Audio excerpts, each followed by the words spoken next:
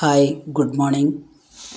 അങ്ങൻ്റെ മാതാവു പിതാവുമങ്ങ്, അങ്ങൻ സഖാബന്ധുവുമങ്ങു തന്നെ. അങ്ങൻ്റെ വിദ്യാധനമങ്ങു മാത്രം, അങ്ങാണെനിക്കൊക്കെയുമെൻ്റെ ദേവ. നമ്മൾ ദിവസവും ചൊല്ലുന്ന ത്വമേവ മാതാച്ച പിതാ ത്വമേവ എന്നുള്ളതിൻ്റെ മലയാളം പദ്യമാണ് അച്ഛൻ്റെ. ശ്രീമദ് ഭഗവത്ഗീത 4-ാം അധ്യായം ജ്ഞാനകർമ്മ സന്യാസ യോഗം 20-ാമത്തെ ശ്ലോകമാണ് എത്തിയത്. ഭഗവാൻ തുടരുകയാണ്. കഴിഞ്ഞ ശ്ലോകത്തിൽ തന്നെ നമ്മൾ പറഞ്ഞിട്ടുണ്ട്, നമ്മുടെ കാര്യങ്ങളെല്ലാം ഭഗവാനെ ഏൽപ്പിച്ചാൽ മതി. അദ്ദേഹം അതെല്ലാവരുടെയും, എത്ര പേരുണ്ടെങ്കിലും അവരുടെ എല്ലാം കാര്യങ്ങൾ നടത്തി തന്നോളും. നമ്മളതിനെപ്പറ്റി കൂടുതലായിട്ട് ടെൻഷൻ അടിക്കേണ്ട ആവശ്യം ഇല്ല. 20-ാമത്തെ പദ്യം. ത്യക്ത്വാ കർമ്മഫലം ഫലാസംഗം നിത്യതൃപ്തോ നിരാശ്രയ കർമ്മണ്യഭിപ്രവൃത്തോപി നൈവ കിഞ്ചിത് കരോതി സ. മലയാളം. ഫലാസക്തി വെടിഞ്ഞൊന്നു ആശ്രയിക്കാതെ തൃപ്തനായി കർമ്മമാർഗമനുഷ്ഠിപ്പോൻ കർമ്മത്തിൻ ഫലമേറ്റിട. കർമ്മഫലാസംഗം ത്യക്ത്വാ, കർമ്മത്തെക്കുറിച്ചുള്ള ഫലത്തെപ്പറ്റി ചിന്തിക്കാതിരിക്കുക, അത് വെടിഞ്ഞ് നിത്യതൃപ്ത, എല്ലാ കാര്യത്തിലും തൃപ്തനായിട്ട് നിലകൊള്ളണം. നിരാശ്രയ, ഒന്നിനെയും ആശ്രയിക്കരുത്. സ്വകർമ്മണി അഭിപ്രവൃത്ത അഭി കിഞ്ചിത് ന കരോതിയേവ. അയാൾ ഒന്നിനെ ആശ്രയിക്കുന്നില്ല, കർമ്മഫലങ്ങൾ ചിന്തിക്കുന്നില്ല എന്നുള്ളത് കൊണ്ട് തന്നെ അയാൾ കർമ്മം ചെയ്തുകൊണ്ടിരിക്കുകയാണെങ്കിലും ഒന്നും ചെയ്യുന്നില്ല എന്ന് തന്നെ നമുക്ക് പറയാം. അപ്പോൾ 19-ാമത്തെ ശ്ലോകത്തിൽ നമ്മൾ പറഞ്ഞിട്ടുണ്ടായിരുന്നു, നമ്മൾക്ക് നമ്മുടെ കയ്യിലുള്ള എല്ലാം, നമ്മുടെ ചിന്തകളും മനസ്സും എല്ലാ പ്രവൃത്തികളും എല്ലാം പ്രതീക്ഷകളും എല്ലാം ഭഗവാനിൽ ഏൽപ്പിക്കാൻ. ഭഗവാൻ എന്താണോ ചെയ്തു തരേണ്ടത് അത് നമ്മളാകുന്ന ശരീരം, അത് ഭഗവാന്റെ ഒരു ഉപകരണമാണ്. ആ ഉപകരണത്തിലൂടെ ഭഗവാൻ ചെയ്തിരിക്കും. അതായത് ഒരു വീണ മീട്ടുന്ന പോലെ, ഒരു ഓടക്കുഴൽ വിളിക്കുന്ന പോലെ, മറ്റ് മ്യൂസിക്കൽ ഇൻസ്ട്രുമെൻറ്റ്സൊക്കെ നമ്മൾ യൂസ് ചെയ്യുന്ന പോലെ നമ്മുടെ ശരീരം ഭഗവാൻ ഒരു ഉപകരണമാണ്. അതിൽ കൂടെ ഭഗവാൻ കർമ്മങ്ങൾ ചെയ്യിച്ചോളും. അപ്പോൾ കർമ്മഫലം ചിന്തിക്കരുത് എന്ന് പറഞ്ഞാൽ ഫലം മുഴുവനായിട്ട് ഉപേക്ഷിക്കണമെന്നോ അല്ലെങ്കിൽ അവനെ അവഗണിക്കണമെന്നോ ഒന്നും അല്ല പറയുന്നത്.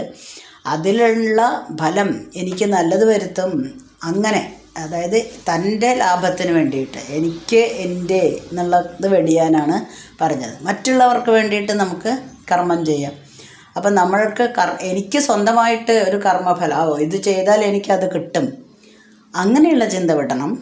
അങ്ങനെ ചിന്തിച്ചില്ലെങ്കിൽ അതെന്തിനു വേണ്ടി നമുക്ക് എടുക്കാൻ പറ്റും? നമ്മൾ ചെയ്യുന്ന കർമ്മങ്ങൾ ലോകക്ഷേമത്തിന് വേണ്ടിയിട്ട് നമുക്ക് ചെയ്യാൻ സാധിക്കും.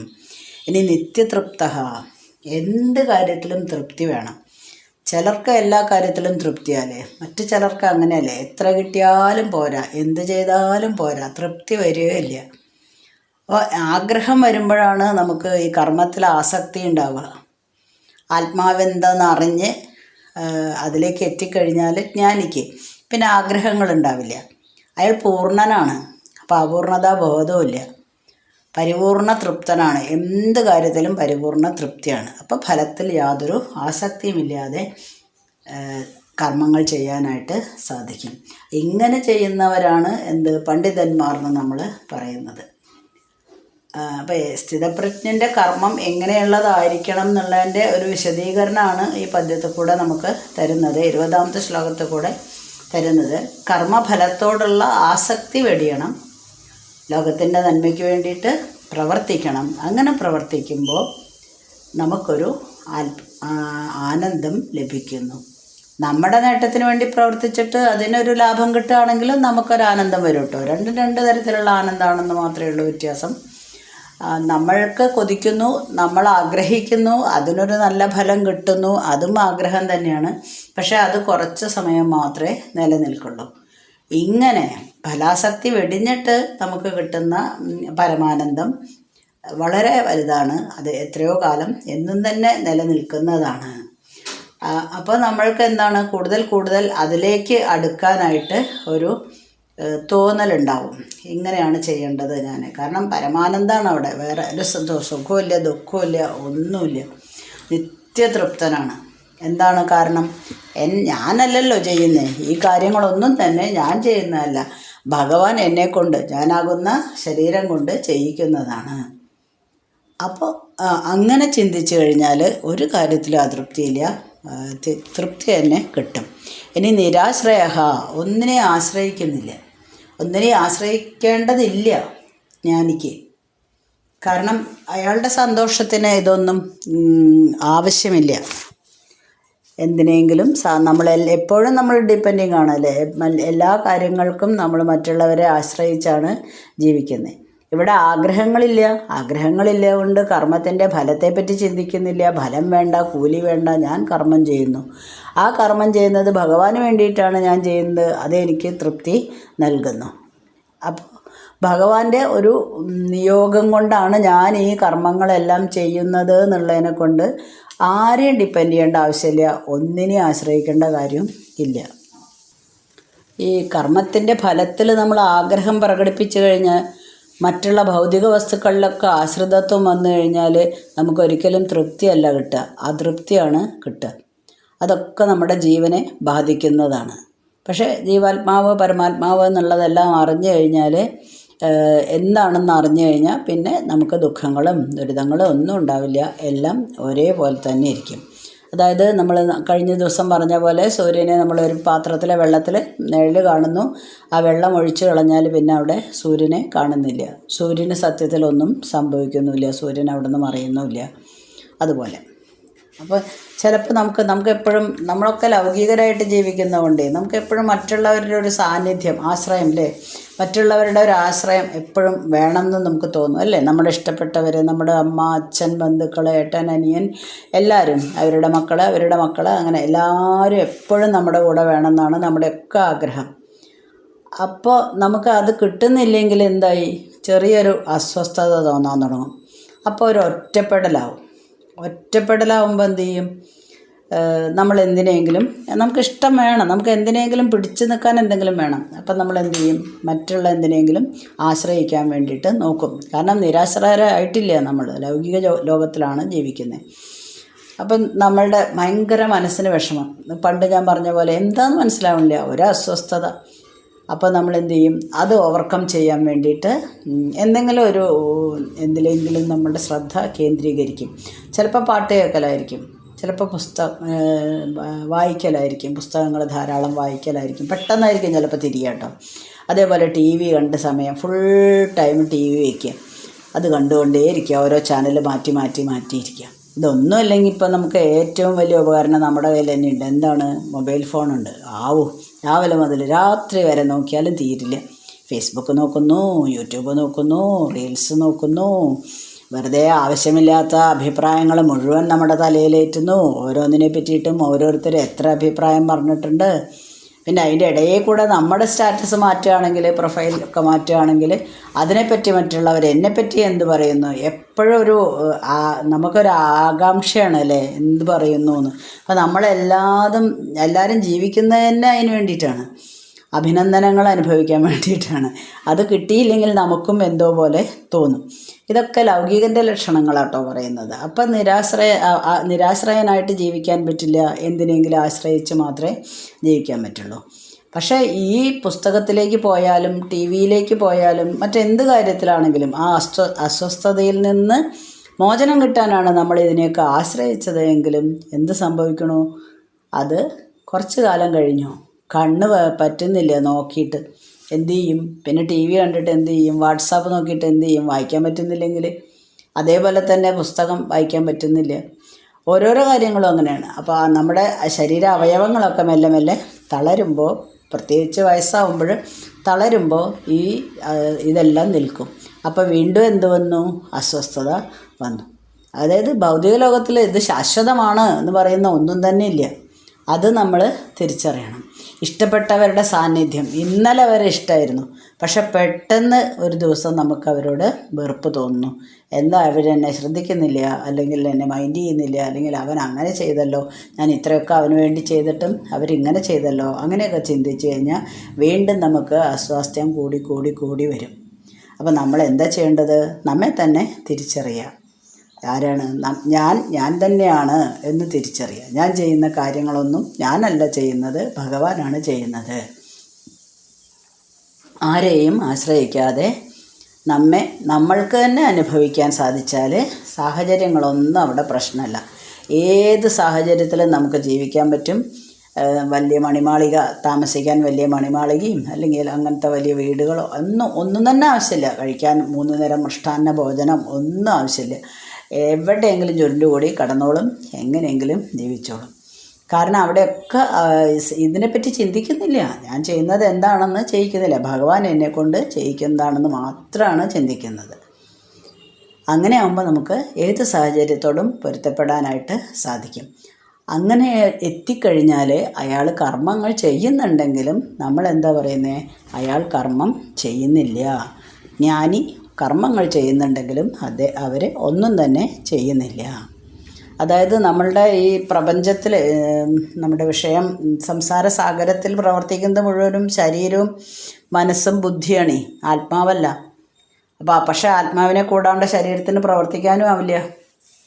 അപ്പോൾ ശരീരം പ്രവർത്തിക്കുമ്പോൾ ആത്മാവ് പ്രവർത്തിക്കേണ്ടി വരികയാണ്. അപ്പോൾ ഒരു ബ്രഹ്മനിഷ്ഠൻ അല്ലെങ്കിൽ സ്ഥിതപ്രജ്ഞൻ എന്നൊക്കെ നമ്മൾ പറയുന്ന ആൾ കർമ്മം ചെയ്യുന്നുണ്ടെങ്കിലും ചെയ്യുന്നില്ല എന്നുള്ള പോലെ തന്നെയാണ് ഇരിക്കുന്നത്. എല്ലാ കർമ്മത്തിനും ഫലങ്ങളുണ്ട്. അപ്പോൾ ജ്ഞാനിയുടെ കർമ്മത്തിന് ഒരു ഫലം ഉണ്ടായേ തീരുള്ളൂ അല്ലേ. അതിനെ പറ്റിയിട്ടാണ് വീണ്ടും ഭഗവാൻ തുടരുന്നത്. 21ാമത്തെ പദ്യം.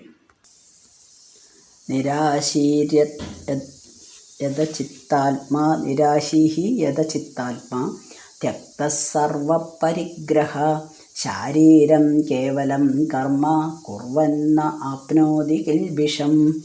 മലയാളം. സ്വാർത്ഥം വെടിഞ്ഞു ചിത്തത്തെ ഒതുക്കും ത്യാഗി നിസ്പൃഹൻ ശരീരകർമ്മബന്ധത്തിൽ ചേരുകില്ലൊട്ടുകിൽ വിഷം. നിരാശീഹി ഫലം കാക്ഷിക്കാതെ യഥചിത്താത്മാ മനസ്സും ഇന്ദ്രിയങ്ങളും അടക്കി ത്യക്ത സർവപരിഗ്രഹ ഒന്നും തൻ്റേതാണെന്ന് കരുതാതെ ശാരീരം കേവലം കർമ്മ കുർവൻ ശാരീരികമായി മാത്രം കർമ്മം ചെയ്യുന്നവൻ കിൽബിഷം ന ആപ്നോതി മാലിന്യം ഏൽക്കുന്നില്ല. നേരത്തെ നമ്മൾ പറഞ്ഞു എല്ലാം ഭഗവാനിൽ അർപ്പിക്കുക. ഒന്നിനെ പറ്റിയിട്ടും ഫലം കാക്ഷിക്കേണ്ട ആവശ്യമില്ല. മനസ്സും ഇന്ദ്രിയങ്ങളൊക്കെ നമ്മുടെ പരിധിയിൽ വരുത്തണം. അതായത് നമ്മൾ കൺട്രോൾ ചെയ്തിട്ട് ഞാൻ പറയുന്നത് പോലെ പ്രവർത്തിക്കുക, അങ്ങനെ വരണം. അപ്പോൾ ആഗ്രഹങ്ങളില്ലാഞ്ഞാൽ മതി. അതെങ്ങനെ അങ്ങനെ വരുത്തുക എന്ന് ചോദിച്ചാൽ അതിന് ആഗ്രഹങ്ങളില്ലാഞ്ഞാൽ മതി. ഇന്ദ്രിയങ്ങളാണ് ഈ ആഗ്രഹങ്ങളുടെ പിന്നാലെ പോകുന്നത്. അപ്പം നേരത്തെ ഞാൻ പറഞ്ഞ പോലെ നമ്മൾ ഈ കർമ്മം ചെയ്യുന്നത് മുഴുവനും എപ്പോഴും മറ്റുള്ളവരിൽ നിന്നുള്ള ഒരു പ്രശംസ നമുക്ക് കിട്ടും എന്ന് വിചാരിച്ചിട്ടാണ്. പക്ഷേ പ്രശംസയ്ക്ക് ഒപ്പം തന്നെ നമ്മൾ എന്ത് പ്രതീക്ഷിക്കണം? അവരുടെ വിമർശനങ്ങളും കൂടെ പ്രതീക്ഷിക്കണം. പക്ഷേ ഈ ഒരു ജ്ഞാനി ലൗകികനാണ് ഇതെല്ലാം ഏറ്റെടുക്കുന്നത് തലയിലേക്ക്, ഇതെല്ലാം എന്നെ പറ്റിയാണ് എന്നൊക്കെ ഉള്ളത്. ജ്ഞാനിക്ക് അഭിനന്ദനവും വേണ്ട, അതും എടുക്കുന്നില്ല. അതേപോലെ തന്നെ ആരെങ്കിലും വിമർശിച്ചാലോ അതും എടുക്കില്ല. ജ്ഞാനി ചിന്തിക്കുന്നത് എപ്പോഴും ജ്ഞാനിയുടെ ശരീരം ഒരു ഉപകരണമാണ്. നമ്മളൊരു കത്തി ഉപയോഗിച്ച് പല സാധനങ്ങളും മുറിക്കാൻ ഉപയോഗിക്കുന്ന പോലെ ഒരു ഉപകരണമാണ്. അപ്പം ജ്ഞാനി എപ്പോഴും പ്രവർത്തിച്ചുകൊണ്ടിരിക്കും. കാരണം എല്ലാവരും കർമ്മം ചെയ്യണമെന്നാണ് ഭഗവാൻ പറഞ്ഞിരിക്കുന്നത്. പ്രവർത്തിക്കുക മാത്രമേ ഉള്ളൂ. ആ കർമ്മത്തിൽ നിന്നുള്ള പുണ്യമോ പാപമോ ആരുടെയെങ്കിലും അഭിപ്രായങ്ങളോ ഒന്നും തന്നെ അയാളെ ബാധിക്കില്ല. നമ്മൾ ചെയ്യുന്ന കർമ്മങ്ങൾ ചിലപ്പോൾ മറ്റുള്ളവർക്ക് വേദന ഉണ്ടാക്കുന്നതായിരിക്കാം. അവരെ വേദനിപ്പിക്കാൻ വേണ്ടിയിട്ടല്ല നമ്മൾ ചെയ്യുന്നതെങ്കിലും ആ ഉപകരണത്തിൽ കൂടെ നമ്മളാകുന്ന ശരീരം, ആ ഉപകരണത്തിൽ കൂടെ ഭഗവാൻ ചെയ്യിക്കുന്നതാണിത്. വേണ്ടിയിട്ട് നമ്മൾ കരുതി കൂട്ടിയിട്ട് ഒരാളെ ദ്രോഹിക്കരുത്. അബദ്ധത്തിന് അറിയാതെ, അതായത് അർജുനനാണല്ലോ ഇപ്പോൾ ഉപദേശം കൊടുത്തുകൊണ്ടിരിക്കുന്നത്. അപ്പോൾ അർജുനനോട് ഒന്നൊരു താക്കീത് കൊടുക്കുകയാണ്. നീയിപ്പം യുദ്ധം ചെയ്താൽ അഥവാ ആരെങ്കിലും കൊല്ലപ്പെട്ടാൽ നീ ചിന്തിക്കാൻ പോണത് ഞാൻ അവരെ കൊന്നു എന്നല്ലേ? അങ്ങനെയൊന്നും ചിന്തിക്കേണ്ട. അവർക്ക് മറ്റുള്ളവർക്ക് വിഷമമുള്ള ഒരു പ്രവൃത്തി നമുക്ക് ചെയ്യേണ്ടി വന്നാലും അത് നമ്മളെ ഒരിക്കലും ബാധിക്കാൻ പാടില്ല. നീ എൻ്റെ കയ്യിലെ ഉപകരണം മാത്രമാണ്. ഇവിടെ നീ എന്നല്ല പറയണത്, നമ്മൾ ഭഗവാന്റെ കയ്യിലെ ഉപകരണം മാത്രമാണ്. പക്ഷെ അർജുനനെയാണ് ഉപദേശിക്കുന്നത്, അർജുനനോട് വേണ്ടിയിട്ടാണ് പറയുന്നത്. അപ്പോൾ രാജ്യം കിട്ടും, അതല്ലേ ഫലം കാക്ഷിക്കരുത്. എനിക്ക് യുദ്ധം ചെയ്ത് കഴിഞ്ഞാൽ എനിക്ക് രാജ്യം കിട്ടും, പിന്നെ അതിനേക്കാൾ കൂടുതൽ സന്തോഷം അതിനെ പറ്റിയിട്ട് നീ ചിന്തിക്കരുത്.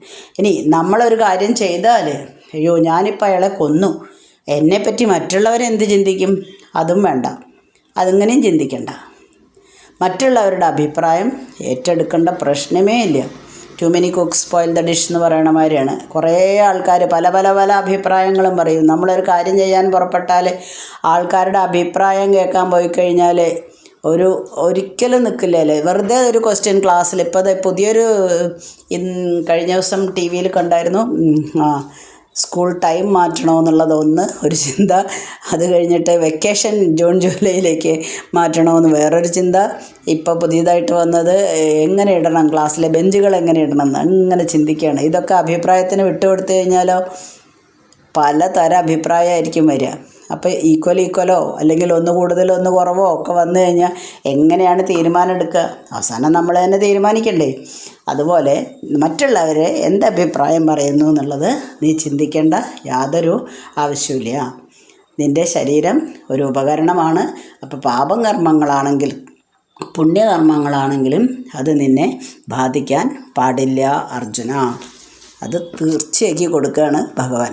മനസ്സും ഇന്ദ്രിയങ്ങളൊക്കെ നമ്മുടെ വരുതിയിൽ വരുത്തി കഴിഞ്ഞാൽ പിന്നെ എല്ലാ ആശകളും ഉപേക്ഷിക്കുകയും ചെയ്തു കഴിഞ്ഞാൽ പിന്നെ അഹംബുദ്ധി, ഞാൻ എന്നുള്ള ഒരു അഹങ്കാരം നമുക്ക് ഉണ്ടാവില്ല. അപ്പോൾ അയാൾ ചെയ്യുന്ന കർമ്മങ്ങളിൽ യാതൊരു മാലിന്യവും ഉണ്ടാവുന്നില്ല. ഇതാണ് 21ാമത്തെ ശ്ലോകം. ബാക്കി അടുത്ത ദിവസം വായിക്കാം. അസ്മിൻ പരാത്മകൽപ്പേതുമിത്തമുത്ഥാപിതപത്മയോനി അനന്തഭൂമാമരോഗരാശിം നിരുന്ധിവാദാലയ വാസവിഷ്ണു.